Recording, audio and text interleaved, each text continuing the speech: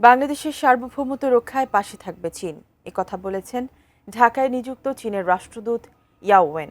20 আয়োজিত এক সেমিনারে আজ তিনি বলেন, ভারত পাকিস্তানের উত্তেজনা প্রশমনে সন্ত্রাসবাদের অভিযোগের নিরপেক্ষ তদন্তের পক্ষে বেইজিং।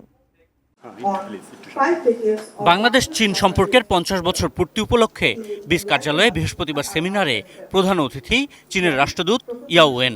নিজের বক্তৃতায় সামনের দিনেও বাংলাদেশের সঙ্গে অর্থনৈতিক, কূটনৈতিক সব ক্ষেত্রে পাশাপাশি থাকার প্রত্যয় রাষ্ট্রদূতের। China will continue to stand by the interim government, support Bangladesh independence and sovereignty, and help the Bangladesh people to build a better and more prosperous new Bangladesh. দক্ষিণ এশিয়া চলমান উত্তেজনা প্রশমনে ভারত পাকিস্তান দুই দেশকেই সংযম প্রদর্শনের পরামর্শ দিলেন ঢাকার চীনাদূত।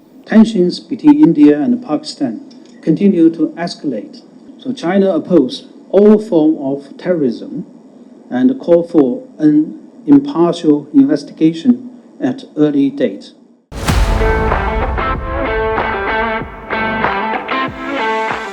এক প্রশ্নের জবাবে রাষ্ট্রদূত জানান, রাখাইনে মানবিক করিডোর বা চ্যানেল যেটার আলোচনাই হোক, তার সঙ্গে চীন জড়িত না।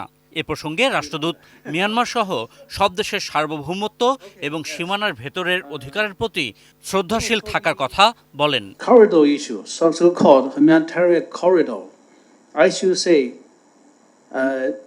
China is not involved. If you ask more comment, my comment is, China always respect the sovereignty and territorial integrity of any country.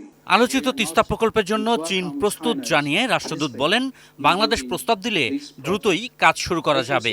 China, we are ready. We are willing to offer our help.